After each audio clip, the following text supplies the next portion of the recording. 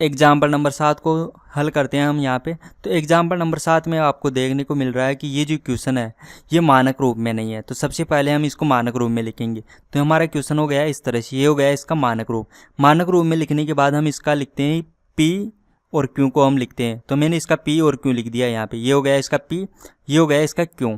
तो पी और क्यू देखो यहाँ पे, देखो ये जो सिंगल अवकलन है y का, फर्स्ट अवकलन है, इसका जो गुणांक होता है ये होता है पी, और जो y का गुणांक होता है वो होता है क्यू। पी और क्यू लिखने के बाद हम सी एफ प्राप्त करते हैं। सी एफ का एक जो भाग होता है वो प्राप्त करते हैं। ये प्राप्त करना हमने पहले सीख लिया है। तो यहाँ पे सी एफ का भाग हमारे पास आ रहा है एक्स, एक्स यहाँ पे सी एफ का भाग है। अब हम लिखेंगे इसका संपूर्ण हल। संपूर्ण हल इस तरह से लिखेंगे हम, y इक्वल टू, क्योंकि y का अवकलन हो रहा, ये क्वेश्चन में देख सकते हो आप, परतंत्र चर y है। तो यहाँ पे y इक्वल टू वी अक्स, अक्स क्यों लिखा है, क्योंकि यहाँ पे हमारे पास ये सी एफ का भाग x आया, इसलिए ये आता है। यहाँ पे जो भी आता है उसको हम यहाँ पे गुणा करके लिख देते हैं। तो हमारा हल हो गया इस तरह से। ये जो हल है इसमें v हमने माना है, तो v हमें प्राप्त करना है। यहाँ से v प्राप्त करने के लिए हम क्या करेंगे, इसका अवकलन करेंगे, y का अवकलन। तो y का अवकलन करेंगे तो हमें ये इक्वेशन मिलेगी। y का फिर से अवकलन करेंगे तो हमें ये इक्वेशन मिलेगी। अब हमारे पास 3 मान हो चुके हैं, y के dy upon dx, dx square y upon dx x square. तो ये तीनों मान, यहाँ से हम ये तीनों मान उठाएंगे और ये मान हम रखेंगे अपने क्वेश्चन में। अब यहाँ हमारे पास देखो क्वेश्चन हमारे पास 2 तरीक़ों से, एक तो ये है और ये मानक रूप में हमने जो बदल दिया। तो हम यहाँ पे कहाँ पे रखेंगे, आप कहीं पे भी रख सकते हो, इसमें भी मान रख सकते हो और इसमें भी मान रख सकते हो, कहीं पे भी रखो आपका हल आ जाएगा। तो हम ये इक्वेशन में मान रखेंगे तो हमारे पास ये आएगा इस तरह से। क्यों, देखो जो हमने मान रखा वो इस इक्वेशन में रखा, इसमें थोड़ा सा इजी रहता है इसलिए मैंने इसमें रख दिया मान। तो यहाँ पे हम मान रखेंगे तो हमें ये इक्वेशन मिलेगी। और इस इक्वेशन को देखो हमने डायरेक्ट सोल्व करके, पूरा सोल्व करके लिख दिया है। यहाँ पे इक्वेशन आपको इस तरह से नहीं मिलेगी, आपको पहले सोल्व करना पड़ेगा तब इसी तरह से बनेगी। लेकिन ये फिक्स है कि आपको D X square V upon D X, ये इस तरह का एक पद मिलेगा और इस तरह का एक पद मिलेगा। v अकेला नहीं मिलेगा आपको कहीं पे भी, v सिंगल नहीं मिलेगा आपको। v कहीं पे भी मिल गया आपको तो समझ लेना कि आपने गलत कर दिया। v का अवकलन मिलेगा आपको, एक तो सिंगल अवकलन और एक डबल अवकलन। इसके बाद यहाँ पे आप देख सकते हो कि ये रेखिक अवकल समीकरण है। ये रेखिक अवकल समीकरण बन जाएगी यदि हम यहाँ पे इसको जेड मान ले। ये D V upon D X है, इसको हम जेड मान ले। तो यहाँ पे D V upon D X को मैं जेड मानूंगा। प्रत्येक क्वेश्चन में इसी तरह से करेंगे हम, इसको हम जेड मानेंगे। जैसे हम जेड मानेंगे हमारी इक्वेशन इस तरह से बन जाएगी। ये जो डबल अवकलन है ये जेड का सिंगल अवकलन में बदल जाएगा। किस तरह से बदला ये हमने पहले पढ़ लिया।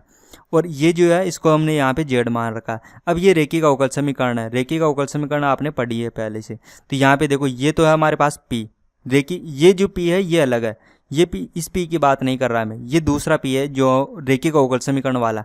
तो ये पी है और ये उसका क्यू है। तो अब हम इसका आई एफ लिखेंगे।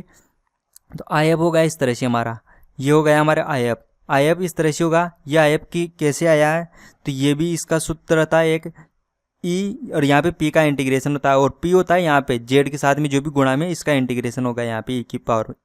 तो ई की पावर में इसका इंटीग्रेशन करेंगे तो हमें ये इक्वेशन मिलेगी। अब हम यहाँ पे देखो ई को और आगे सोल्व करके लिख सकते हैं। तो मैंने ई को आगे सोल्व करके इस तरह से लिख दिया। ये क्या है कि लघु गुणक है और लॉग का फलन है। तो लॉग को किस तरह से सोल्व करते हैं उसकी प्रॉपर्टी पे मैंने एक पहले से वीडियो बना दिया है, आप उसे देख सकते हो। उसकी डिटेल आपको क्यूरसिटी फाउंडेशन ऐप में मिल जाएगी जो कि प्ले स्टोर पर अवेलेबल है। तो यहाँ पे हम आई एफ को इस तरह से लिख सकते हैं। तो हमारे पास ये आई एफ हो गया। अब इसको हल करने का जो आगे तरीका है वो इस तरह से, यहाँ पे हमारे पास देखो इस अवकल समीकरण में यहाँ पे जेड है, ये हम रेखिक अवकल समीकरण बन चुकी है। रेखिक अवकल समीकरण में यहाँ पे जेड है तो हम जेड के गुणा में लिखेंगे आई एफ को। तो यहाँ पे देखो ये जेड है और इसके गुणा में लिख दिया हमने आई एफ को। उसके बराबर में हम लिखते हैं, एक तो हम इस आई एफ को लिखते हैं, तो आई एफ तो हमने यहाँ पे लिख दिया इस तरह से ये आई एफ, और इसके साथ में हम गुणा में लिखते हैं जो इसके लास्ट में बराबर में रेखिक अवकल समीकरण के साइड में दिया होता है, यानी कि ये जो क्यू का मान होता है यहाँ पे ये मान आता है इसके गुणा में। अब हम करते हैं इसका इंटीग्रेशन। तो इसका इंटीग्रेशन करके हम इसको आगे सोल्व करेंगे। तो यहाँ पर आप देख सकते हो कि ये जो पद है ये और ये दोनों तो आपस में कैंसिल आउट हो जाएंगे और हम इसको आगे सोल्व करेंगे तो हमें ये इक्वेशन मिलेगी। क्योंकि यहाँ पे तो ये ऐसे कैसे आ गया, क्योंकि ये इन्वर्स में था, माइनस में थी घात, तो ये बटे हुए में लिख दिया मैंने, और यहाँ पे x की पावर 2 बचेगी। हम यहाँ पे इसका इंटीग्रेशन कर सकते हैं आसानी से। तो इसका इंटीग्रेशन होगा इस तरह से। अब यहाँ से हम जेड प्राप्त करेंगे। तो जेड प्राप्त करने के लिए ये जो पूरा पद है इसको हम इस साइड पक्षांतरण कर देंगे, या आप ऐसे समझ लो कि हम इसका भाग दे देंगे इस साइड में, तो हमारे पास ये जेड मिलेगा यहाँ पे। अब हमें यहाँ पे ये जेड मिल चुका है, तो जेड का मान हम यहाँ से उठाकर वापस इस समीकरण में रखेंगे जो हमने माना था जेड का। तो यहाँ पे हम जेड का मान रखेंगे तो हमें ये इक्वेशन मिलेगी। अब ये इक्वेशन भी फिर से देखो रेखीय का अवकल समीकरण बन चुकी है। यहाँ पे जेड, यहाँ पे वी है, और यहाँ पे एक फलन और होना चाहिए था जो वी के पदों में, लेकिन नहीं है। तो यहाँ पे अब देखो हम डायरेक्ट इसका इंटीग्रेशन करेंगे। यहाँ पे तो कोई प्रॉब्लम ही नहीं है, क्योंकि यहाँ पे देखो ये जो एक्स है वो इस साइड में आएगा, तो ये पूरा फंक्शन एक्स में बदल जाएगा। तो इसका इंटीग्रेशन हम आसानी से कर सकते हैं। प्रत्येक बार इसी तरह से होगा। पहले तो रेखीय का अवकल समीकरण मिलेगी हमें, और दूसरी बार इस तरह का पद मिलेगा जिसमें एक तरफ सभी पद एक्स के होंगे, तो हम इसका इंटीग्रेशन कर देंगे डायरेक्ट। तो हम यहाँ पे इसका इंटीग्रेशन कर सकते हैं आसानी से। तो यहाँ पे देखो इंटीग्रेशन करने के लिए मैंने आपको हिंट दी है यहाँ पे। तो सबसे पहले तो हम ये जो x है dx है वो इस साइड में आ जाएगा, तो ये इक्वेशन मिलेगी हमें इस तरह से। अब इस इक्वेशन में आपने देखा होगा कि ये जो इंटीग्रेशन है, ये इंटीग्रेशन आसानी से नहीं होने वाला है। तो हम यहाँ पे सोल्व करने के लिए, इंटीग्रेशन के लिए मैं आपको हिंट कर देता हूँ कि इसको किस तरह से सोल्व करेंगे। तो यहाँ पे ये जो पद है 1/x⁻², 1 - x⁻² dx, ये जो पद दिख रहा है आपको, ये वाला पद, इसको इंटीग्रेशन करने के लिए आपको इंटीग्रेशन बाय पार्ट्स लगाना पड़ेगा, यानी कि खंड समाकलन लगाना पड़ेगा। जो आप आइलेट करते हो वो आइलेट वाला सूत्र यहाँ पे लगेगा, उसको 2 बार लगाना है। और किस तरह से लगाना है, तो यहाँ पे देखो ये 1 - x⁻² है, ये रूट वाला, ये पूरा फंक्शन, इसको आपको द्वितीय फलन लेना है। और ये जो 1/x⁻² है इसको आपको फर्स्ट फलन लेना पड़ेगा, तब जाके इसका इंटीग्रेशन होगा। और यहाँ पर ये जो फलन है इसका इंटीग्रेशन करने के लिए आपको इस तरह से करना पड़ेगा। यहाँ पे x, ये जो फलन है यहाँ पे इसको आपको t मानना पड़ेगा।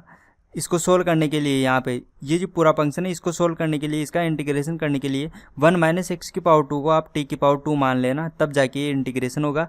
और इंटीग्रेशन करने के बाद हमें ये इक्वेशन मिलेगी। यहाँ पे देखो हमने यहाँ पे क्या क्या किया कि ये जो था उसको इंटीग्रेशन करने की हिंट मैंने आपको यहाँ पे लास्ट पेज में दे दी थी। अब हम इसका हल लिखेंगे, तो हल लिखने के लिए हमारे पास देखो ये होता है इसका संपूर्ण हल, y = v(x). x यहाँ पे CF का भाग आया था, और ये v हम ज्ञात कर रहे हैं, तो v यहाँ से ज्ञात होगा इंटीग्रेशन करने के बाद। तो मैं इसका इंटीग्रेशन कर देता हूँ।